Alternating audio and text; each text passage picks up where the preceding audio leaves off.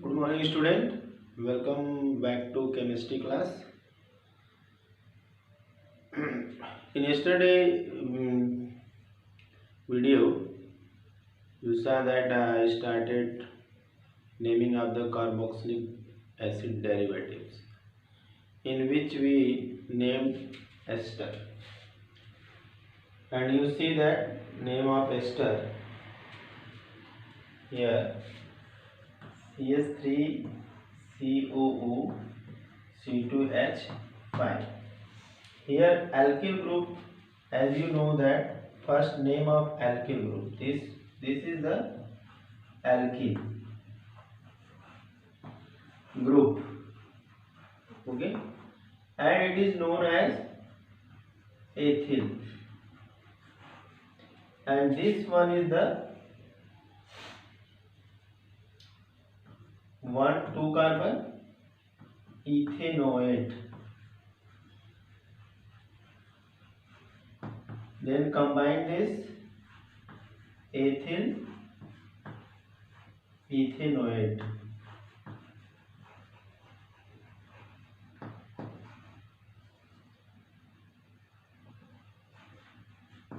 Okay, तो हम लोग कल की वीडियो से आगे की ओर बढ़ते हैं। कल हम लोगों ने कार्बोक्सिलिक एसिड डेरिवेटिव स्टार्ट किया और आज इसमें हम लोग जो है कि एस्टर से आगे की ओर बढ़ेंगे।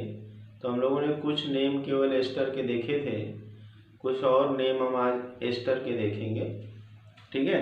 जिसमें से पहले हमने यहाँ पे एस्टर को के दो नेम देखे, एक तो मेथिल एथेनोएट और हमने देखा एथिल एथेनोएट। और भी कुछ एग्जांपल्स यहाँ पे हम देखते हैं, ओके। ये सबको समझ आएगा कि एस्टर में एल्किल ग्रुप इधर लगा होता है, इधर इधर। अब दोनों एल्किल ग्रुप सेम भी हो सकते हैं, डिफरेंट भी हो सकते हैं। ये जो दोनों एल्किल ग्रुप हैं ये सेम भी हो सकते हैं और डिफरेंट भी हो सकते हैं। तो ऐसी कंडीशन में हमें देखना पड़ेगा कि प्रीफिक्स हमारा ये जो एल्किल ग्रुप है, ये वाला एल्किल ग्रुप, ये हमारा प्रीफिक्स है, ठीक है। बाकी जो हमारा ये है रूट वर्ड प्लस सफिक्स है, ठीक है। तो प्रीफिक्स को हम पहले लिखेंगे, देन उसके बाद रूट वर्ड, फिर उसके बाद सफिक्स, ठीक है।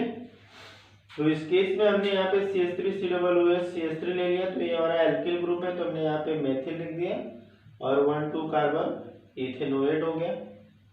इसी तरह से हमारा एल्किल ग्रुप है, एथिल हो गया, और यहाँ पे 1,2 कार्बन है, एथेनोएट हो गया। और भी हम एग्जांपल देख लेते हैं।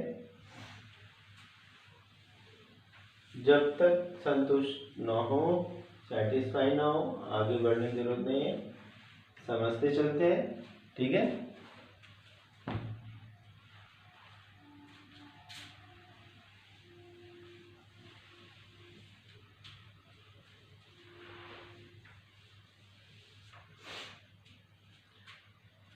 नेक्स्ट हमारा है CH3 CH2 COO CH2 CH3, ठीक है।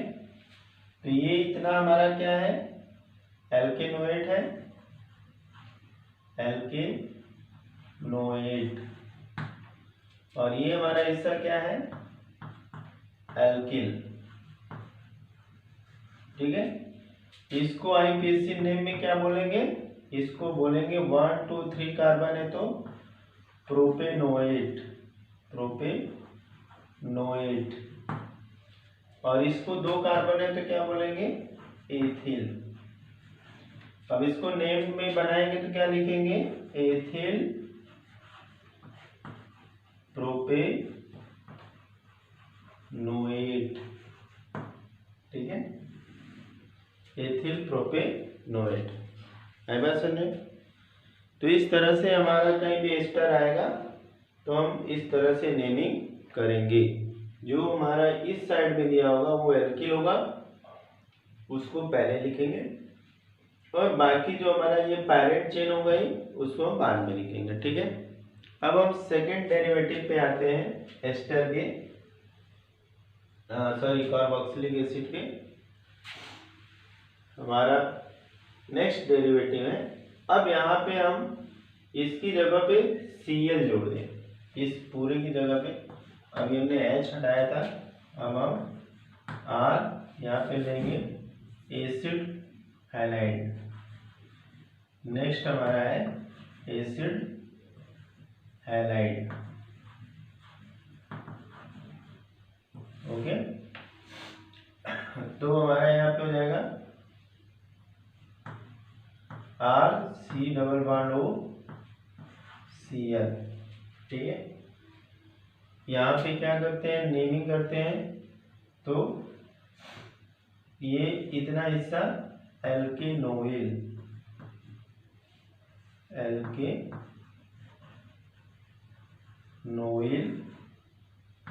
हैलाइड,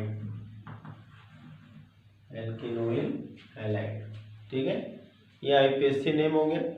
अब इसमें जान लेते हैं कि सफिक्स क्या है, प्रीफिक्स क्या है। ठीक है, सफिक्स क्या है और प्रीफिक्स क्या है। इसमें कोई भी प्रीफिक्स नहीं है, यहाँ पे सफिक्स के रूप में है ओइल हैलाइड। ठीक है, और जो पेरेंट है एल्केन। ठीक है, अब यहाँ पे हम लोग एल्केन में से ई हटाएंगे प्लस ओइल हैलाइड ऐड कर देंगे, तो हमारा बन जाएगा एल्केनोइल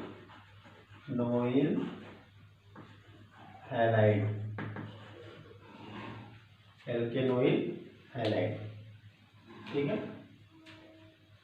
तो अब हमें अगर नेमिंग करना है, ठीक है, तो हम यहां से एल्किल ग्रुप लेंगे CH3 C≡O Cl। ठीक है, यहाँ पे हमें X लिखना चाहिए। अब ये यहाँ पे जो X है वो कुछ भी हो सकता है, क्लोरीन, ब्रोमीन, आयोडीन। ठीक है, कुछ भी हो सकता है। हमने यहाँ पे क्लोरीन ले लिया, तो हम यहाँ पे 1 2 कार्बन है, तो इसको क्या लिखेंगे, इथेनोइल क्लोराइड। ठीक है, इसी तरह से ब्रोमाइड भी हो सकता है। नेक्स्ट हम CH3 CH2 C≡O Cl अगर लेंगे तो 1 2 3 कार्बन, तो इसको हम कहेंगे प्रोपेनोइल क्लोराइड। ठीक है, चलिए एक और एग्जांपल ले लेते हैं, ऐसे नहीं काम चलेगा, थोड़े और एग्जांपल लेंगे हम। 11OCl, तो इसको हम क्या बोलेंगे, 1 कार्बन 2 कार्बन 3 कार्बन 4 कार्बन, इसको कहेंगे ब्यूटेनॉइल क्लोराइड। ठीक है, इस तरह से हमने एसिड हैलाइड, जो कि डेरिवेटिव ऑफ क्या है, डेरिवेटिव ऑफ कार्बोक्सिलिक एसिड। अभी हमने एस्टर देखा था, अब हमने क्या देखा, एसिड हैलाइड देखा। ठीक है, अब इसके बाद हम नेक्स्ट आते हैं, इसको नोट कर लो, स्क्रीनशॉट लेकर के भी इसको आसानी से नोट कर सकते हैं। तो चलिए हम नेक्स्ट पे आते हैं। अब हम जो है कि Cl की जगह पे NH2 जोड़ देंगे। ठीक है, अब Cl की जगह पे हम क्या करेंगे, अब यहाँ पे हम इसकी जगह पे NH2 जोड़ देंगे। नोट कर लिया। अब नेक्स्ट हमारा टारगेट है एमाइड।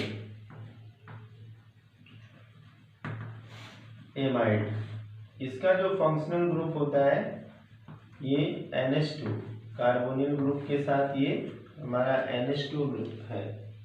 ठीक है, इसमें हमारा जो फंक्शनल ग्रुप है CO NH2 है। ठीक है, ये डेरिवेटिव्स है इसलिए हम इसको इरेज नहीं कर रहे हैं ताकि हम कंपैरिजन करें। अभी इसके पहले H की जगह पे एल्किल ग्रुप आया था, अब इसकी जगह पे Cl आया, इसकी जगह पे NH2 आ रहा है। सब एक चीज तो सब में कॉमन है। ठीक है, अब यहाँ पे एल्केन, यहाँ पे जो हमारा फंक्शनल ग्रुप है CONH2 है, CONH2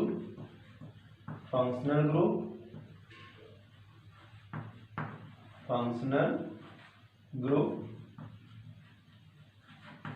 और यहाँ पे हमारा जो सफिक्स है, केवल सफिक्स है एमाइड, एल्केन में से ई हटाएंगे और एमाइड जोड़ देंगे तो क्या बन जाएगा, एल्केनामाइड। ये क्या बन जाएगा, एल्केनामाइड। ठीक है, अब यहाँ पे हम एग्जांपल देखते हैं। यहाँ पे फंक्शनल ग्रुप क्या है, CONH2 सफिक्स एमाइड, एल्केन में से ये हटा के एमाइड जोड़ देंगे तो क्या बन जाएगा, एल्केनामाइड। ओके, अब हम एग्जांपल देख लेते हैं। ठीक है, बहुत सिंपल है। यहाँ पे हम CH3CONH2 एक एग्जांपल ले लिया हमने।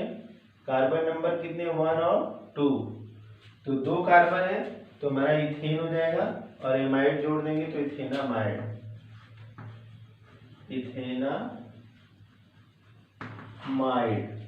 ओके, तो ये हो गया हमारा इथेनामाइड।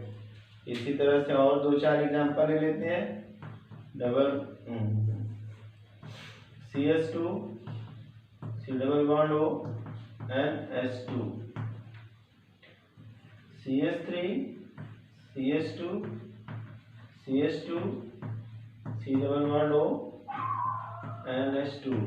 ठीक है, इसका नेमिंग करेंगे तो क्या हो जाएगा, 1 2 3 कार्बन है तो ये जाएगा प्रोपेनामाइड।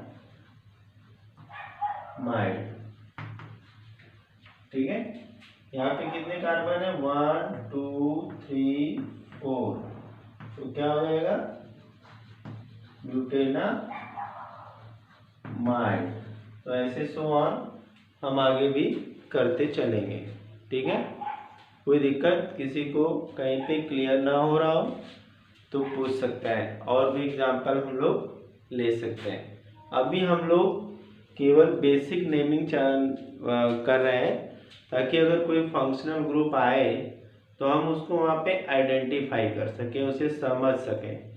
ये हम जो इंडिविजुअल एक एक ग्रुप का जो बता रहे हैं, तो इस ग्रुप को बताने का मेन मकसद ये है कि जब भी ये फंक्शनल ग्रुप आए तो हम पहचान सकें और क्या नेम देना है वो जान सकें। ठीक है, तो चलिए अभी हम इंडिविजुअल ग्रुप और भी कर लेते हैं।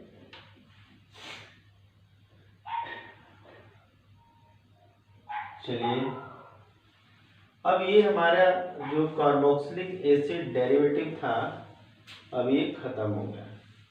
ठीक है, अब हम नेक्स्ट ग्रुप की ओर बढ़ेंगे। ठीक है, हमारा अगला ग्रुप है एमाइन।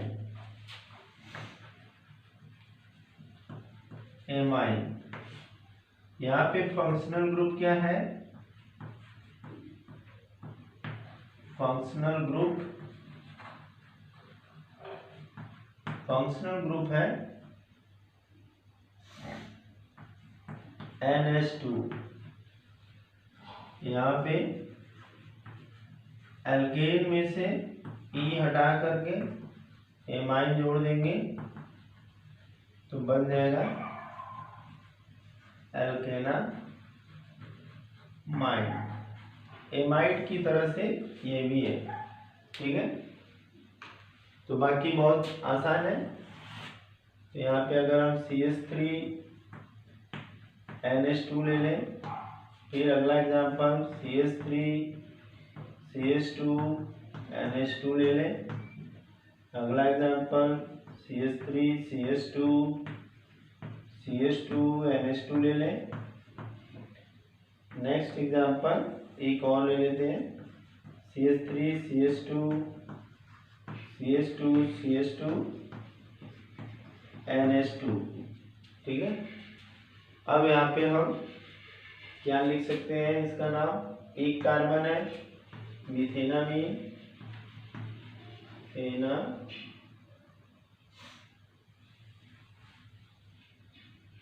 मिथेनामीन। ठीक है, यहाँ पे 1 2 कार्बन है तो इसका नाम क्या होगा, वेरी गुड, इथेनामाइन। ओके, फिर हमारा यहाँ पे क्या होगा 1 2 3 प्रोपेनामाइन ना माइन। और यहाँ पे 1 2 3 4 ये हमारा होगा ब्यूटेनामाइन। ओके, इस तरह से नेमिंग कर सकते हैं। क्लियर, आई होप सबको ये बात समझ में आ गई होगी। Everything is clear. Okay, next group पे हम आते हैं। अगला हमारा ग्रुप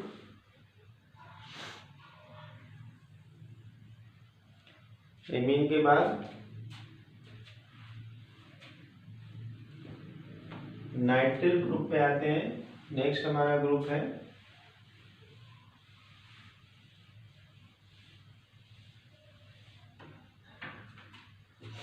नाइट्राइल। इसको हम साइनाइड भी बोलेंगे, मगर IPSC में इसको हम नाइट्राइल बोलते हैं। ये हमारा ग्रुप है CN। ठीक है, इसको हम नाइट्राइल बोलते हैं। अब यहाँ पे इसका जो प्रीफिक्स है, इसका जो सफिक्स है, सफिक्स नाइट्राइल है।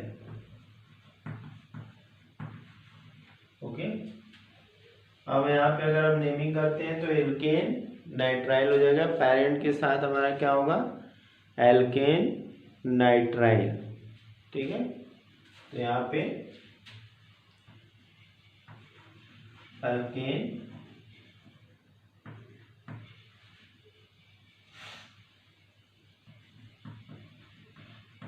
नाइट्राइल।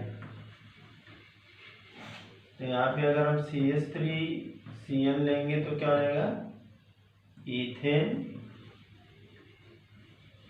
नाइट्राइल।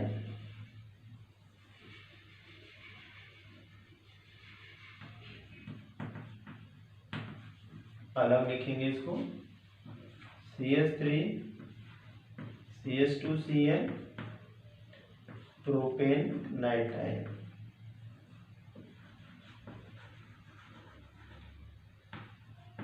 नाइट्राइल। ओके, तो इस तरह से हमारा नाइट्राइल ग्रुप सिंपल है। ये सारे सफिक्स केवल सफिक्स के रूप में है और सफिक्स को हमको बस ऐड करना है। ठीक है, इसके बाद नेक्स्ट हमारा आता है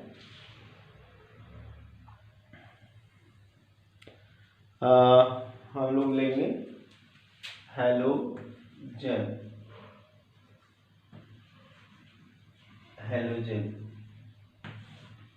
कंपाउंड। ठीक है, इसमें हमारा जो हैलोजन X है, fluorine bromine fluorine bromine iodine. ठीक है, X के रूप में इसको दिखाते हैं। अब अगर फ्लोरीन आ गया, अब यहाँ पे हम पहले नेमिंग कैसे करते हैं, प्रीफिक्स यूज करेंगे। प्रीफिक्स हमारा यहाँ पे क्या होगा, हैलो, और सफिक्स यहाँ पे क्या होगा, एल्केन। रूट वर्ड को हम सफिक्स के रूप में लिख लेंगे, ये हो जाएगा हमारा हैलो एल्केन। ठीक है, हेलो एल्केन। अब यहाँ पे अगर CH3Cl आया है तो लिखेंगे क्लोरोमीथेन, क्लोरोमीथेन। यहाँ पे CH2Cl आया तो लिखेंगे क्लोरोईथेन।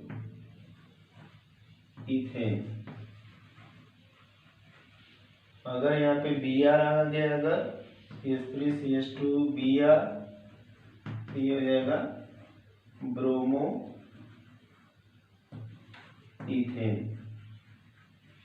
ठीक है, तो ये हमारा जो है हैलोजन ग्रुप हो गया, एकदम सिंपल है।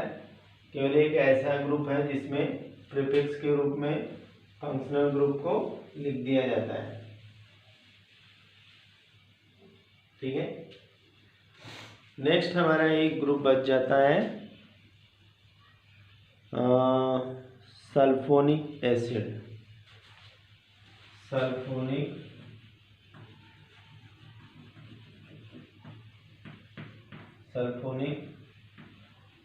एसिड SO3H फंक्शनल ग्रुप के रूप में। तो यहाँ पे जब हम नेमिंग करते हैं तो जैसे कार्बोक्सिलिक एसिड में हम नोट करते हैं, वैसे यहाँ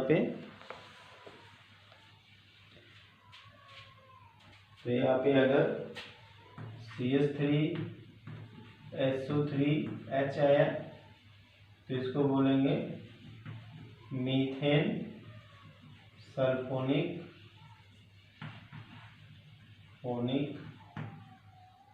एसिड। ऐसे हम अगर ये रिंग के ऊपर आ गया SO3H तो हमारा बेंजीन सल्फोनिक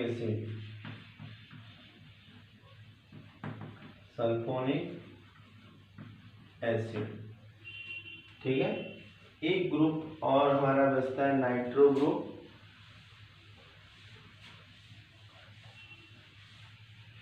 नाइट्रो कंपाउंड। ठीक है, हम आगे देखेंगे नाइट्रो कंपाउंड।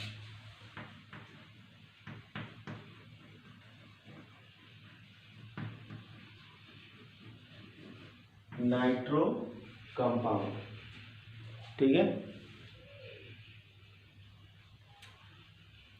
नाइट्रो कंपाउंड में हमारा क्या है, नाइट्रो कंपाउंड में यहाँ पे NO2 फंक्शनल ग्रुप है,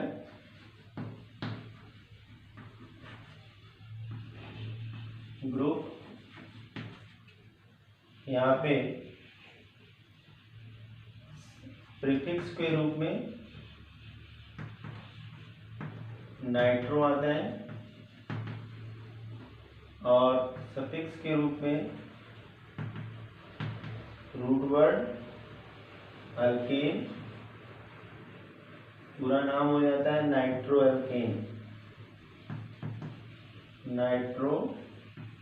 अल्केन। ठीक है, अब यहाँ पे क्या होगा, अगर CH3NO2 आया, CH3CH2NO2 आया, CH3CH2CH2NO2 आया, तो यहाँ से हमारा हो जाएगा नाइट्रोमीथेन।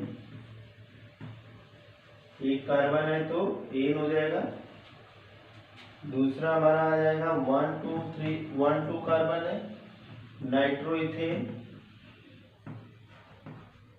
इथेन, और 1 2 3 आया यहाँ पे तो नाइट्रोप्रोपेन।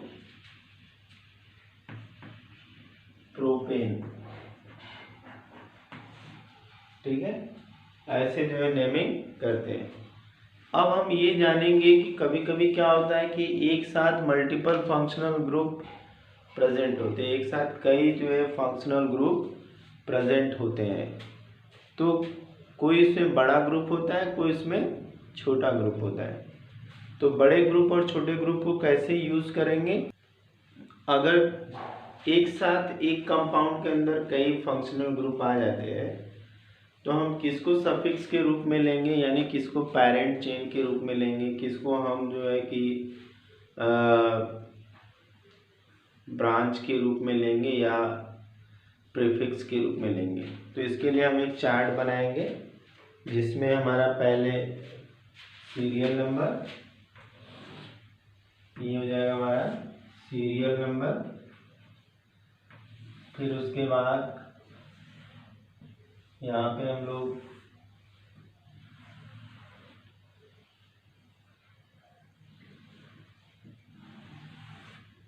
सफिक्स और प्रीफिक्स का कॉलम बना लेंगे। कुल मिला के हमारे पास 4 कॉलम होने चाहिए। एक तो ये हमारा हो गया क्लास, इधर हो गया फॉर्मूला, और इधर हो गया हमारा प्रीफिक्स, और फिर लास्ट हमारा हो गया सफिक्स। ठीक है, आई बात सुनिए। अब इसमें हम एक एक करके यहाँ पे लेंगे। प्रीफिक्स किसे यूज करेंगे, सफिक्स किसको यूज करेंगे। ठीक है, ये तो स्टूडेंट यहाँ पे हमने क्लास में कौन कौन से फंक्शनल ग्रुप है अभी ये पूरे नहीं है। पहला हमारा हैलाइड जिसमें फार्मूला है C++OX, एक्स की जगह पे कुछ भी क्लोरीन, ब्रोमीन, आयोडीन कुछ भी हो सकता है, तो हम इसको हैलो कार्बोनिल लिख सकते हैं प्रीफिक्स के रूप में। अगर इससे कोई बड़ा फंक्शनल ग्रुप आया है, अगर नहीं आया है तो सफिक्स के रूप में ऑयल हैलाइड या कार्बोनिल हैलाइड के रूप में यूज करते हैं।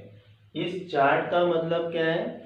इस चार्ट का मतलब है कि जब एक साथ किसी कंपाउंड में 2 फंक्शनल ग्रुप आ जाए तो हम जिसे बड़ा मानेंगे उसे सफिक्स के रूप में यूज करेंगे और जिसे छोटा मानेंगे उसे प्रीफिक्स के रूप में यूज करेंगे।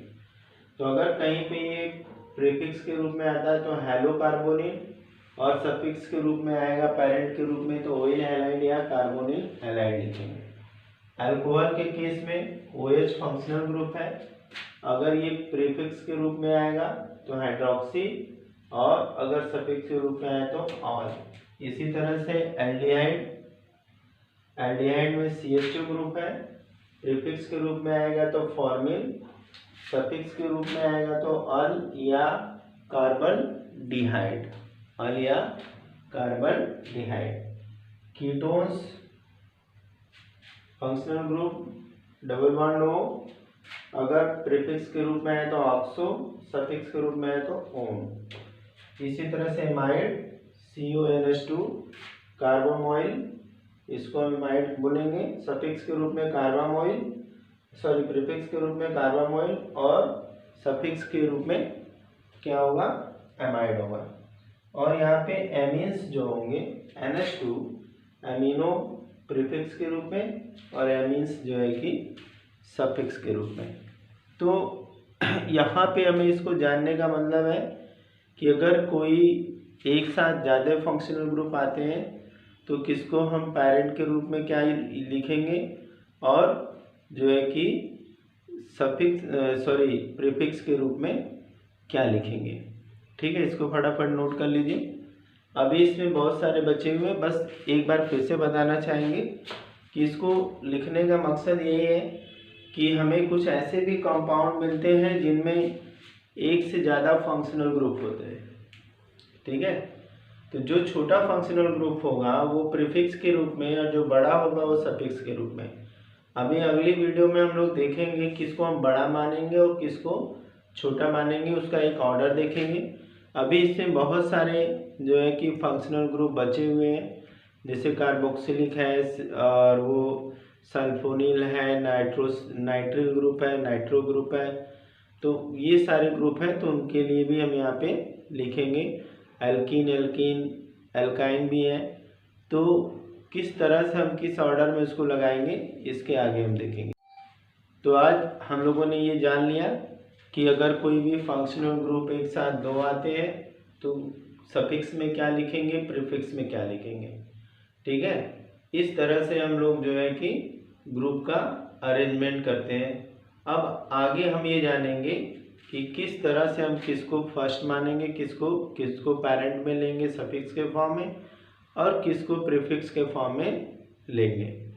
ठीक है, और इसमें अभी हमें 2-4 ग्रुप और हैं, उनके बारे में भी देखेंगे।